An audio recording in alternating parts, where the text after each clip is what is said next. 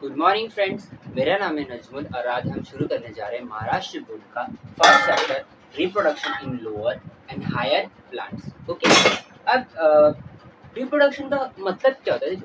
Reproduction reproduction is the production of young ones like parents. Reproduction का मतलब होता है खुद के जैसे बच्चे पैदा करने को हम क्या कहते हैं? रिप्रोडक्शन कहते हैं। अब रिप्रोडक्शन आपने सोचा होगा कि क्यों जरूरी है, कभी आपके दिमाग में आया होगा कि भाई क्यों जरूरी है रिप्रोडक्शन? तो द मेन पॉइंट है, reproduction is an essential process like it leads to continuation of species. मतलब होता है देखो, एक जनरेशन से दूसरी जनरेशन को कायम रखने के लिए रिप्रोडक्शन होता है। अब दूसरी, maintain the continuity of life. और अर्थ पे लाइफ को मेंटेन करने के लिए, क्या ये विलुप्त ना हो जाए, उनकी ऑर्गेनिज्म स्पीशीज रहे। आपने देखा होगा कि बहुत सारे ऑर्गेनिज्म ऐसे हैं जो आज नहीं दिखते, एक्सटिंक्ट हो गए या दुनिया से गायब हो गए, मर गए, उनकी स्पीशीज नहीं है। तो उन्होंने क्या मेंटेन नहीं कर पाए लाइफ को अर्थ पे, जिसकी वजह से वो एक्सटिंक्ट हो गए। इसमें जैसा कि आप इसमें फोटोज में देख सकते हैं, बहुत सारे ऐसी चीजें एक्सटिंक्ट हो चुकी है, गायब हो गए। अब रिप्रोडक्शन, एक्चुअली आपको पता होगा कि जो रिप्रोडक्शन, यहाँ पे देखो री और प्रोडक्शन। प्रोडक्शन का मतलब होता है कोई चीज का बनना, और री का मतलब होता है दोबारा।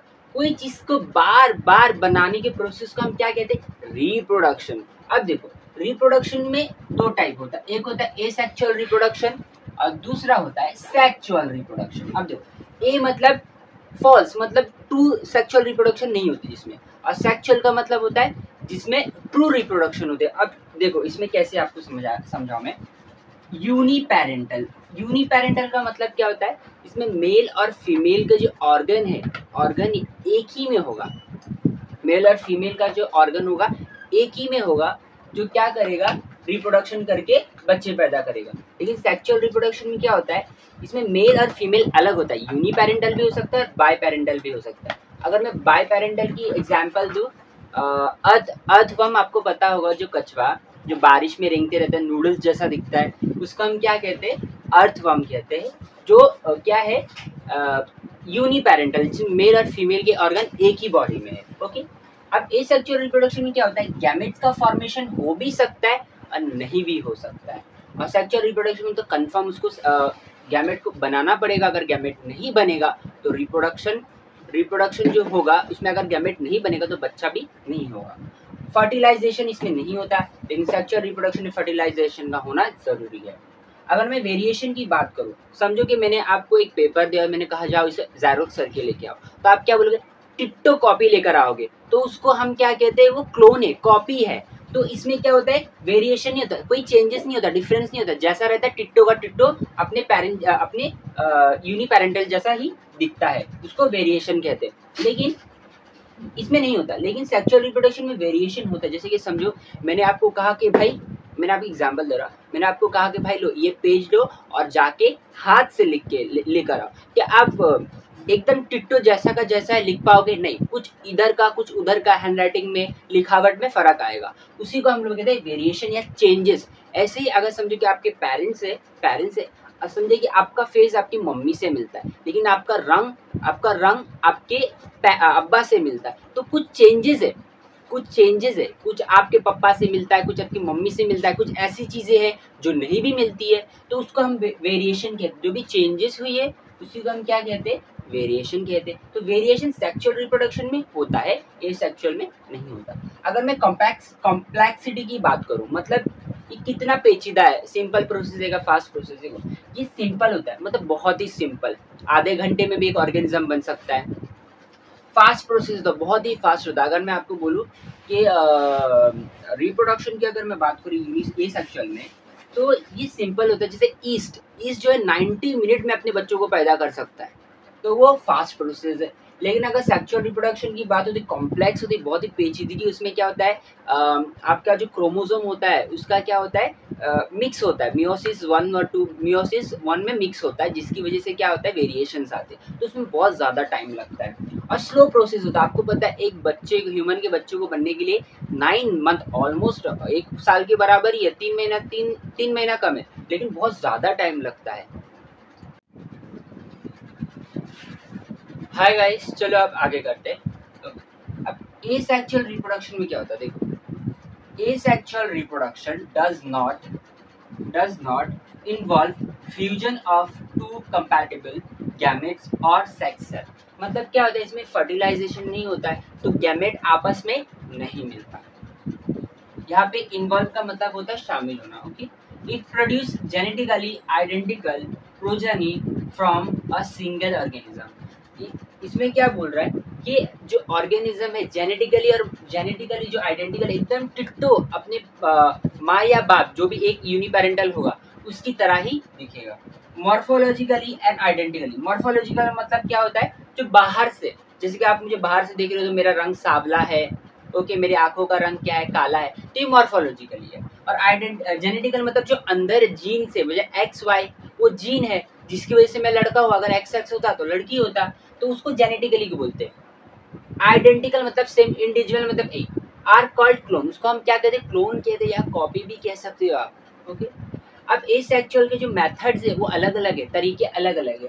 एक फ्रेगमेंटेशन होता है, फ्रेगमेंटेशन भी होता है, बर्डिंग भी होती है, स्पोर फॉर्मेशन भी होता है, बाइनरी फ्यूजन भी होती है, कॉनिडिया फॉर्मेशन और गैमा फॉर्मेशन। तो ये मैं आपको आगे बता रही हूँ होता क्या है डिटेल में। शुरू करें।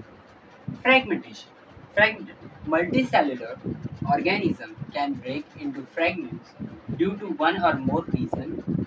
देखो कि इसमें क्या बोल रहा है, मल्टी सेलुलर मतलब जो बहुत सारे सेल से मिलके बना हो। Organism can break into fragments मतलब टुकड़ों में। तो एक भी कुछ वजह हो सकती है जिसकी वजह से क्या टुकड़ों में बढ़ सकती है, तो उसको हम क्या कहते हैं, फ्रेगमेंटेशन कहते हैं। अब देखो ये एक स्पाइरोगरा की तस्वीर है जिसको मैंने कट किया, कोई रीजन से कट किया दो हिस्सों में, तो ये हाफ हिस्से से दो हाफ हिस्से से दो बन गए, तो बोलता है एक फ्रेगमेंट टुकड़े से पूरी ऑर्गेनिज्म वापस स्पाइरोगरा बन सकती है। उसी को हम क्या कहते हैं, फ्रेगमेंटेशन। जैसे को fragments grow into the new individual, फिर अकेले वो ग्रो कर सकता है। और क्या करता है, जैसे पेरेंट्स अपना पेरेंट ग्रो कर रहा था उसी तरह ये भी ग्रो कर सकता है।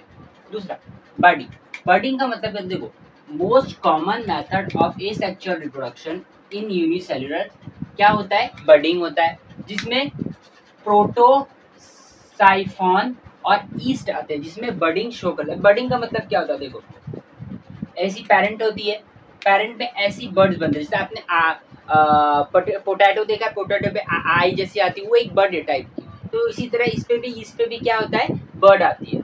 During favourable condition by producing one और मोर आउटग्रोथ किसको बोल रहे हैं हम लोग, इसको कहते हैं बर्डिंग को कहते हैं, इसको बर्ड्स कहते हैं। जब कंडीशन आती है, खाना पीना अच्छा मिल रहा हो, अभी उनको लगता है कि हाँ हमें बच्चे पैदा कर लेने चाहिए, तो उसके हिसाब से ये क्या करते हैं, आउटग्रोथ बहुत ज़्यादा शो करते हैं। फिर these birds once separate and develop into new individuals। अब जो ये वर्ड्स बने हैं, जैसे ये बड़े होते जाएंगे तो अपने पेरेंट्स से अलग होते जाएंगे और अपने पेरेंट्स जैसे आज़ादी से जिंदगी गुजारेंगे। अब देखो जब तक ये बच्चे, ये जो बर्ड्स की चेन है, जब तक पेरेंट सेल से अटैच है वो न्यूट्रिशंस अपने पेरेंट्स से ही लेते हैं जब तक वो सेपरेट नहीं हो जाते। हाय गाइस, चलो आगे का करते हैं। अब देखो spore formation in Chlamydomonas asexual reproduction occur by flagellated motile zoospore। अब आप बोलोगे कि भाई ये मोटाइल ज़ूस्पोर क्या होता है। स्पोर का मतलब आपको पता होगा, जैसे पता आपको सेक्सुअल रिप्रोडक्शन में क्या होता है, गैमेट बनता है, लेकिन दो गैमेट के मिलने से ही ऑर्गेनिज्म बनती है, बच्चा पैदा होता है। लेकिन एसेक्सुअल रिप्रोडक्शन में क्या होता है, स्पोर क्या है, एक सिंगल सेल होती है जिसकी वजह से एक ऑर्गेनिज्म बनाया जा सकता है।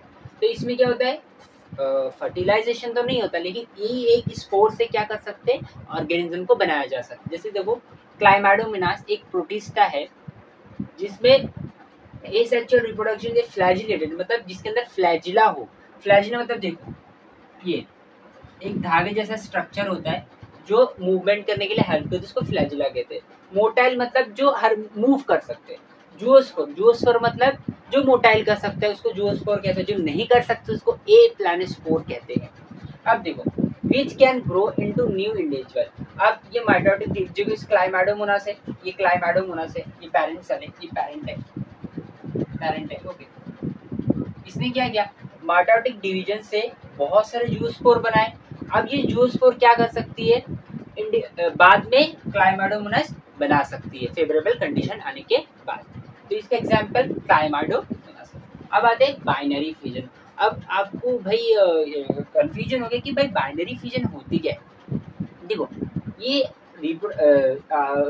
आपको पता है डिवीजन, इसमें क्या होता है, देखो इसमें ना तो मेल और फीमेल का जो गैमेट होता है फ्यूज तो नहीं होता, लेकिन इसमें और बैक्टीरिया क्या, मेनली बैक्टीरिया और सम प्रोटिस्टा इसमें अंदर क्या करती है, अपना जेनेटिक मटेरियल मतलब डीएनए को डबल करती है। डबल करने के बाद क्या करती है, ये साइटोकाइनेसिस करती है। साइटोकाइनेसिस का मतलब क्या होता है, सेल डिवाइड करता है, जिसमें एक दो जो पैर बनाया था, कॉपी बनाया था डीएनए का, एक दोनों को हाफ हाफ डिवाइड करके दो सेल्स बना देता है। देखो इसमें अमीबा है, मैंने एग्जांपल अमीबा लिया है। इसने हमने जेनेटिक मटेरियल को क्या किया, डबल किया। डबल करने के बाद इसने साइटोकाइन यानी सेल डिवाइड किया, और सेल डिवाइड करने के बाद क्या किया इसने, एक जो उसने जीन का डबल बनाया था, एक हाफ सेल एक सेल को आधा मतलब बांट दिया, दोनों को बराबर हिस्सों में जेनेटिक मटेरियल को दे दिया, फिर इन्होंने दो सेल्स को बना लिया। इसी को हम क्या कहते हैं, बाइनरी फिजन, मतलब वो डिवीजन करता है बगैर फर्टिलाइजेशन के। ओके, इसमें क्लाइमाडोमोनास आ जाता है, क्लोरेला आ जाता है, डायटम्स आ जाता है। अब आते हैं conidia formation. Conidia formation Penicillium में होता है। पेनिसिलियम एक फंजाई है, फंजाई जैसे कि मशरूम वगैरह ये सब फंजाई में आता है, किंगडम फंजाई में आता है। पेनिसिलियम एक एस्कोबाइसिटीज है जो क्या करती है, कोनिडिया मतलब एक ऐसा स्ट्रक्चर बनाती है, दिख रही है आपको मैंने बनाया ऐसा स्ट्रक्चर जो बगैर कवर की होती है। कोनिडिया स्पोर बोलते हैं, इस फ्रूटिंग बॉडी को कोनिडिया स्पोर बोलते हैं, और जिसमें जो स्पोर बनता है उसको कोनिडियो स्पोर्स बोलते हैं। ओके, तो ये एक्सोजिनस होता है, मतलब ये कोई कवर के अंदर नहीं बनता, बाहर बनता है। जो भी एक टाइप का स्पोर है जिसको हम लोग कोनिडिया स्पोर कहते हैं, ये पेनिसिलियम में होता है। दूसरा होता है गैमा फॉर्मेशन। गैमा क्या होता है पता है, एक मॉस होता है, एक प्लांट का टाइप है, मॉस होता है जिसमें मर्केंशिया आता है। मर्केंशिया क्या है, मर्केंशिया में यहाँ पे ए सेक्शन एक गैमा बर्ड बनता है, गैमा बर्ड बनता है। ये गैमा कप है जिसमें बना है ग्रीन, ये गैमा कप है, और इसके अंदर बनते हैं गैमा बर्ड्स। अब ये बर्ड्स क्या करती है, बाद में ये बर्ड पूरा फ्रेगमेंटेशन बर्ड क्या कर सकते हैं, मर्केंशिया बना सकता है एसेक्सुअली रिप्रोडक्शन से। तो ये गैमा फॉर्मेशन करती है। जैसे कि देखो ये चांद जैसा मैंने बनाया, ये गैमा कप है, लेकिन इसके अंदर जो ये बर्ड जैसा बनाया ना मैंने, इसको गैमा बर्ड्स बोलते हैं, जो एसेक्सुअल रिप्रोडक्शन की टाइप है मर्केंशिया में, जो एक मॉस है। चलो गाइस अब आगे का करते हैं हम। अभी देखो अब पढ़ रहे हम लोग वेजिटेटिव रिप्रोडक्शन। अब वेजिटेटिव रिप्रोडक्शन क्या होता है, देखो formation of new plant from vegetative parts of plants is non is called vegetative reproduction. देखो इसमें क्या होता है, जो वेजिटेटिव पार्ट होता है हमारा रूट, स्टेम और लीफ, इनमें से अगर प्लांट ग्रो कर रहा है, बेसिकली प्लांट के लिए वेजिटेटिव रिप्रोडक्शन का यूज किया जाता है। अभी एक एसेक्सुअल रिप्रोडक्शन का एक टाइप है। ओके, इसमें क्या होता है, आर्टिफिशियल मेथड, यहाँ पे मेथड आना चाहिए, method are use to propagate desired varieties of plant. अभी आजकल क्या हो रहा है कि नेचर में आपने देखा होगा बहुत सारे ऐसे प्लांट है जिसको कुदरत ने नहीं बनाया, नेचर ने नहीं बनाया, लेकिन इंसानों ने अपनी सहूलत के अपने ज़रूरत के मुताबिक इसको बनाया है। तो उसके कुछ मेथड है, जैसे कि देखो कटिंग। इसमें क्या होता है, वेजिटेटिव पार्ट को कट किया जाता है एंड ग्रो किया जाता है। अभी वेजिटेटिव पार्ट कौन, जैसे रूट, स्टेम एंड लीफ। अब यहाँ पे देखो stem cutting, example stem cutting. Stem को क्या करते हैं हम, कट करते हैं और रोज, जैसे कि रोज उसको मिट्टी में लगा देते हैं, जिसकी वजह से क्या होता है, वो प्लांट ग्रो करता है। इसी तरह बुगनविलिया, जिसको पेपर फ्लावर भी कहते हैं, आपने देखे होंगे, जिसमें रेड पिंक लगा रहता है गार्डन में खास करके, उसको बुगनविलिया कहते हैं। अब लीफ कटिंग में क्या होती है, एक होता है जिसका नाम है सेंसवेरिया एक प्लांट है जिसका पत्ता अगर आपने कटिंग किया और उसको मिट्टी में डाल दिया तो उससे नया प्लांट ग्रो किया जा सकता है। एक होता है रूट कटिंग। अब क्या होता है, ब्लैकबेरी जो है प्लांट है, ब्लैकबेरी, उसका प्लांट का अगर मैं रूट काट के अगर दूसरी जगह लगा दूंगा तो उससे एक नया ब्लैकबेरी प्लांट का ग्रो किया जा सकता है। ओके, अभी वेजिटेटिव रिप्रोडक्शन का थर्ड टाइप है ग्राफ्टिंग। अब ग्राफ्टिंग में क्या होता है, part of two plants are joined in such a way that they can grow as one plant, this process is called grafting. अब इसमें क्या होता है, देखो एक होता है जो रूटेड प्लांट होता है, रूटेड प्लांट होता है ओके, उसका नीचे का हिस्सा जो स्टॉक होता है जिसमें रूट्स स्टेम का ऊपर का स्टेम हम हटा देते हैं और आधा स्टेम रखते हैं, जैसे कि रूट का हिस्सा रखते हैं, उसको हम लोग क्या कहते हैं स्टॉक, जो रूटेड प्लांट होता है। और दूसरा होता है जो जिसमें बहुत सारे वर्ड्स होते हैं, स्टेम का हिस्सा हम उसको काटते हैं और स्टॉक से हम क्या करते हैं उसको ज्वाइन करते हैं, इसको सीएन कहते हैं। क्या बोलते हैं, सीएन कहते हैं, स्कायन कहते हैं, आपकी वजह जो कहना है वो कह दो। इसमें मैनी वर्ड्स होते हैं जिसको दोनों को हम लोग आपस में चिपका देते हैं, चिपकाने के कुछ दिनों के बाद ये ग्रो करता है और हमको ऐसी वैरायटी देती है जो हमको चाहिए थी, जो नेचर में नहीं थी लेकिन उनको हमने आर्टिफिशियली तरीके से बनाया, जैसे कि एप्पल, पियर, रोज।